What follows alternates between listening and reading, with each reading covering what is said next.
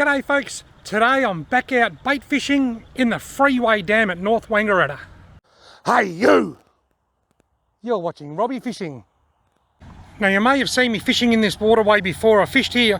I shared a couple of my videos in the winter. One was bait fishing here and I caught a couple of redfin, and the other one was a From the Vault series where I tried yabbying here and I caught a redfin in a yabby net and just 2 yabbies I think. It was very quiet.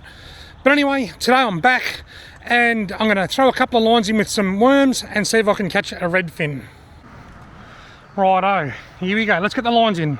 Rod number 1 is a running sinker rig with quite a large bean sinker, a small hook and 2 worms, and that can go out there.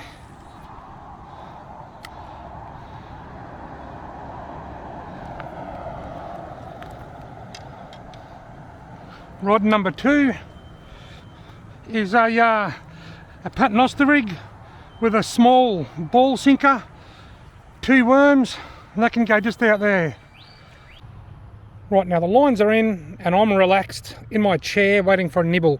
Now right now the Ovens River in Wangaratta is above major flood level. There's water everywhere. The river's going to be quite high and written off for a little while I think. But anyway, yesterday, even though there was flood water everywhere, I went for a bit of a drive to see where I could fish.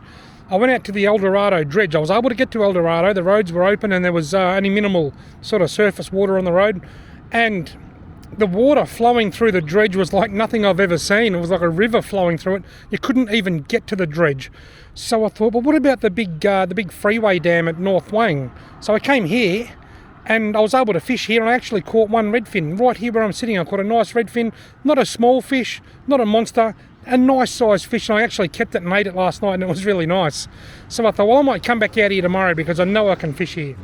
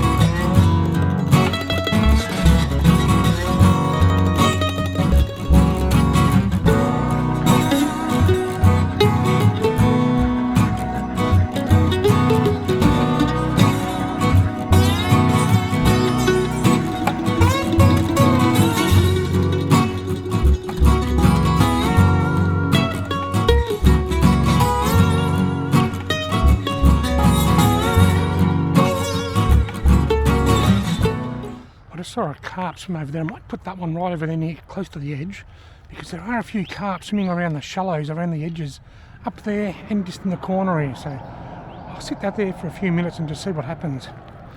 I just had a real fast little jab, a real fast little nibble on this rod on the right.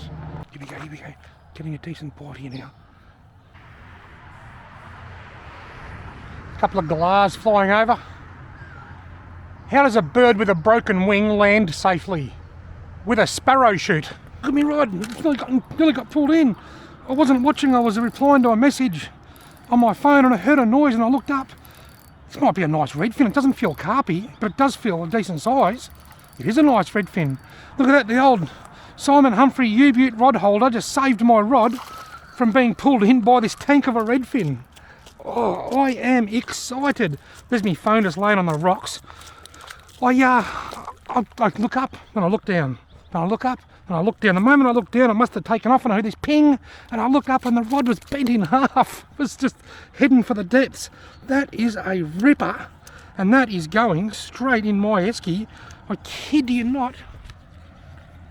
I caught that over there, probably about 2 meters from the bank. I'm excited. I'm going to get a quick measurement before I put it in the esky. My guess is 32 centimetres. Now the official measurement is, I guess, 32. Oh, it's bigger than that. 33, 35. 35. There's the 0 on the nose. That's the 36 near the worm there. 35 centimetres. You ripper! That's the biggest redfin that I've caught in this dam so far. Stoked.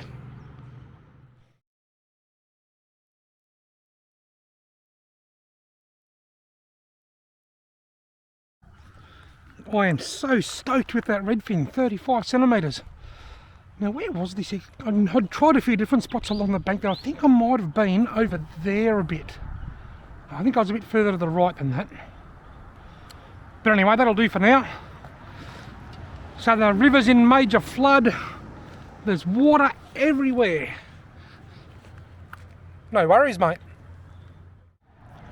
Now it's been about half an hour since I caught that redfin. Since then the rod on the right has had 2 or 3 little nibbles. The rod on the left hasn't had a touch all day. What I might do is move this one a little bit further to the right and then cast this one over there, because all the nibbles seem to be coming from over that area. There's a big carp or something right here in front of me. I wonder if I can see it. I just got a bit of a visual. No, I won't reel my line in and chase it. I'll leave my line where it is, because no doubt I'll get up and walk over there and spook it. Come on, that was a nice bite. That was a bit of a carpy looking bite, that one. I reckon he's still there. Oh, yeah, that's just gone slack. He's grabbed that. Got him. Oh yes. That was a very carpy looking bite. Yep, it's a carp. There's been a lot of carp swimming around in the shallows along the edges. That's why this line was just in front of those tussocks just over there, and there was a carp swimming around here, and I was going to move my line. I thought I'll reel it in and cast it closer. Then I thought, no, I'll just leave it where it is, because if I move it, I guarantee the fish will go over to where my line was. So here we have a big old El Carpio. I'm only using a 4-pound line here, but it's not a monster carp. Just got to keep my arm out of the rod there. That redfin almost pulled this rod in earlier, so I can do the same to that other rod. It's a big carp, but it's not a huge carp. I haven't had a good look yet, but I'm guessing maybe in the low to mid 50s. Just got to let it tire out a little bit. I haven't got a landing net, and I didn't forget it this time. I thought about packing it, but I knew that I was going to be on a spot here where I could just land a fish easily, so I didn't even worry about bringing it. But let me reiterate that I did not forget the landing net, because I am getting a bit of a reputation for forgetting things. I remember in one of my videos I said, folks, disaster has struck. I forgot the bait for my shrimp net. But don't stress, that's okay, because I forgot the shrimp net anyway. Is that a mirror carp or just a fat carp? It's not overly long. It's just very fat and healthy and feisty. I just gotta hope it doesn't tangle up with that other rod, that other line.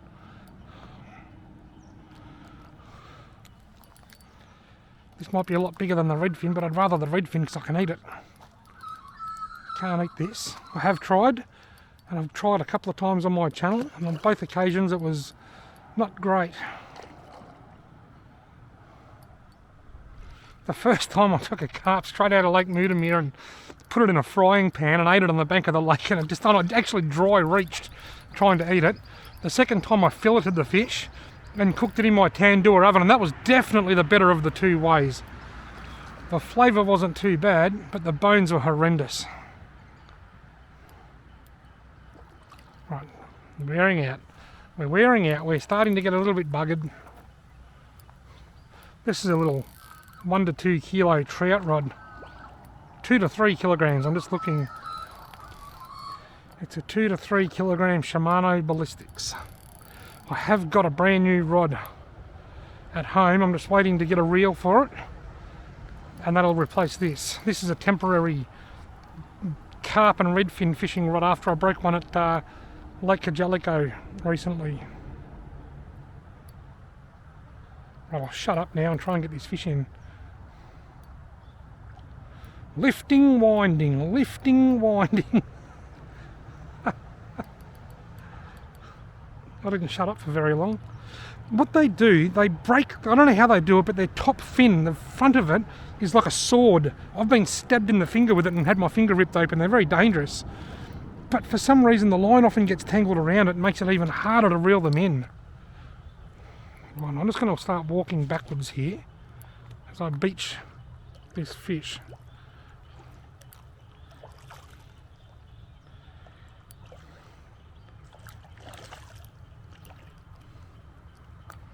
Right, no, go back in the water. I reckon I'm going to get it. I reckon I've got it. I reckon I've got it. A very yellow looking carp. Look at the yellow on it. Orange. Quite a bit of orange. Anyway, I'll get a quick photo, then I'll knock it on the scone.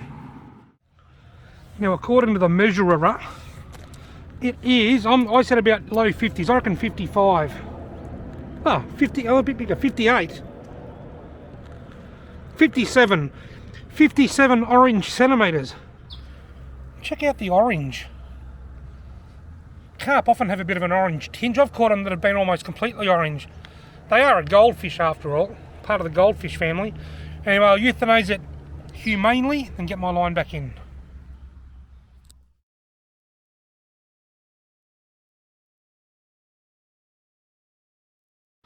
Righto, some fresh worms. Now that was just in front of that little bit of a tussock over there. Just this side of that, about there. Perfect. A running sinker rig just had its first couple of nibbles. Oh, come on. Come on, take it. Come on, running sinker rig. That's pulling tight there. I thought something grabbed there. It's going. It's getting tighter. Something's just pulling it tighter and tighter bit by bit. And now missed it. I got it. That's something really small. That's something very small. Ha! It's a tiny redfin. It's a tiny redfin, and he's hooked a bit deep, and that is often the case with a running sinker rig, but I might be able to get that out, I reckon. I don't know. Redfin, I think you're in trouble, mate.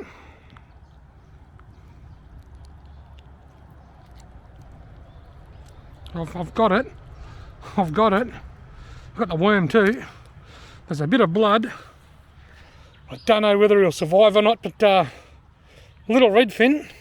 See you later, mate. I reckon he's going to be alright. I reckon there's just a little bit of blood. He's probably just got a little bit of a cut lung or something. He'll be just fine. Right, I've changed to a single worm this time. That was over in front, oh, not that close. That was just out a bit from there. It was over in front of that other tuft of grass over there, or weed, or reed, or whatever it is. Something's just playing with that again. Now I can see the slack line just moving around a little bit. It's pulling tight. I'm in position, I'm ready for it, and got him. I think it's another real little redfin. Bigger than the last one, I think, but not a big one. Oh, he's nearly big enough to fill it and join the first one.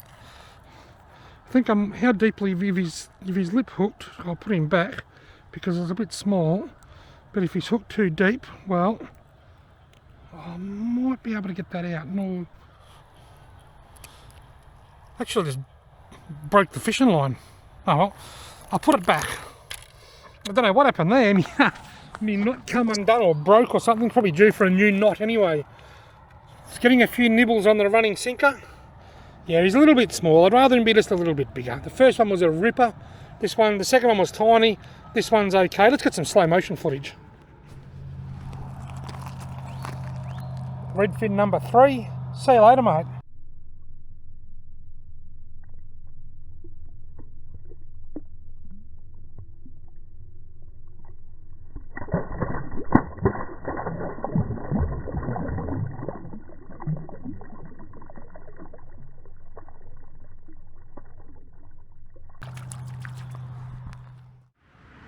Right, it's just gone 7:30 PM. Oh, it's a bite. Whoa. Oh, how did I miss that?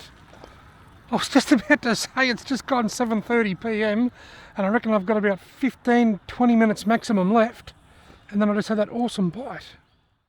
I've taken so many photos with my phone this afternoon of the reflections. This place is the reflection capital of the world because it's not a big waterway. There's no waves or ripples or anything on the water, so it just captures the reflections so well. Here's some reflection photos that I've taken with my phone while I've been here.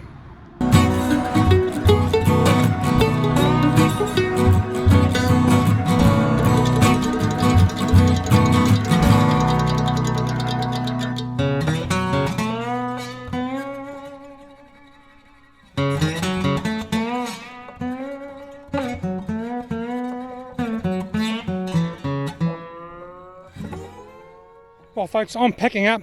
I've had a fantastic, wonderful and relaxing afternoon, and I've got a feed of redfin to take home with me. I couldn't be happier. Now just remember, if you are planning to come out here and go fishing, you must exit heading north, head out the freeway and turn around and come back. You cannot go back that way into the oncoming traffic, and if you're kids and you're coming out here, just be very careful because those cars are going past very, very fast and they're very dangerous. Thank you all very, very much for watching. I hope you've enjoyed this video.